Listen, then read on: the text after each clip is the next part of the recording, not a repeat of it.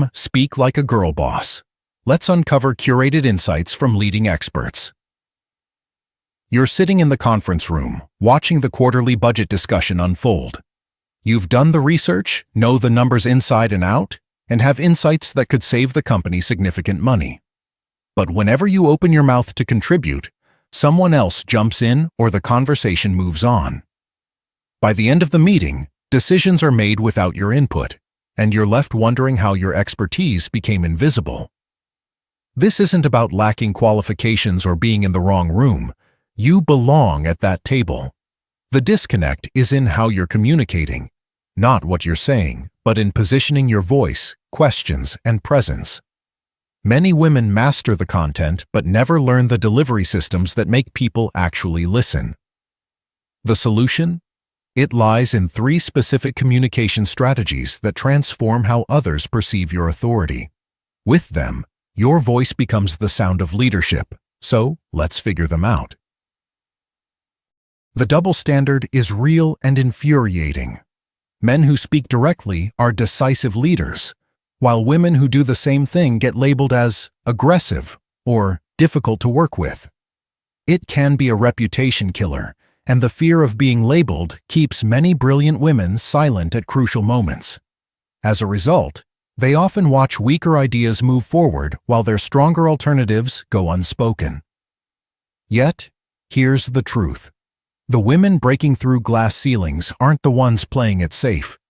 They've mastered the art of strategic truth-telling, learning to frame difficult messages in ways that position them as problem solvers rather than critics. The difference isn't in avoiding honesty, it's in understanding how to package it. Studies reveal a striking pattern too.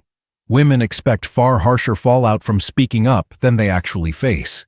Yet they also underestimate just how well they can handle resistance. We imagine career-ending scenarios that rarely materialize, creating our own glass prisons.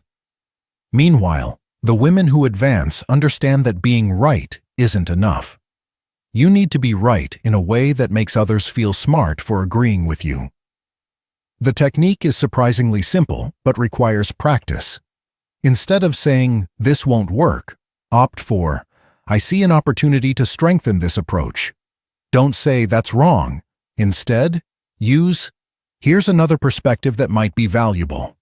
You're delivering the same message, but framing yourself as someone who enhances rather than threatens. Start with smaller stakes. Share one honest observation in your next team meeting. Notice how your colleagues often appreciate the clarity you bring. The more you practice, the more you'll see that being authentic and strategic doesn't just keep your reputation safe, it makes it stronger. People start coming to you for the straight truth because they know you'll deliver it thoughtfully. Remember, the goal isn't to become someone else. It's to communicate your authentic insights in ways that land with impact instead of causing defensiveness. When truth-telling becomes a skill rather than a risk, your voice becomes one of the most valuable assets in the room. When your truth finds its power, silence is no longer about safety, it's a missed opportunity. The executives who hire, promote, and invest millions of dollars all agree on one thing. They're more impressed by someone who asks one brilliant question than by someone who delivers a 20-minute presentation full of credentials. Yet most women do the exact opposite. The executives who hire, promote, and invest millions of dollars all agree on one thing. They're more impressed by someone who asks one brilliant question than by someone who delivers a 20-minute presentation full of credentials. Yet most women do the exact opposite.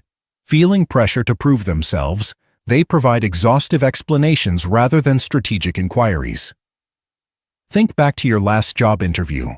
Did it feel like you were juggling tricks, listing achievement after achievement while the interviewer looked bored? Meanwhile, the person who got hired probably did something different. When asked, "Tell me about yourself," instead of launching into a biographical monologue, they flipped the script. What specific challenges is this role designed to solve? Or, what would success look like in this position after the first year? This isn't just interview advice. It's a complete mindset shift. Questions give you control in a conversation because they make others show what really matters to them. So, instead of guessing what your boss wants to hear about your quarterly results, ask, which metrics are most important for evaluating this project's success? Rather than defending your budget proposal for 10 minutes, inquire, what concerns do you have about this investment that we should address? You should also master the art of the turnaround question, especially when someone puts you on the spot. That's an interesting challenge. How are you currently handling it? Or, what's been your experience with similar situations? These phrases buy you thinking time while making the other person feel heard and valued. They'll often reveal exactly what they need to hear from you. But here's the key. Your questions must be genuinely insightful, not just deflection tactics. Study your industry, understand people's real challenges, and craft questions that demonstrate your expertise. When your question makes someone stop and think, you've shown that you're operating on their level or even above it. This approach works because it transforms you from someone seeking approval to someone offering a valuable perspective. Promotions aren't given to people who just ask for them.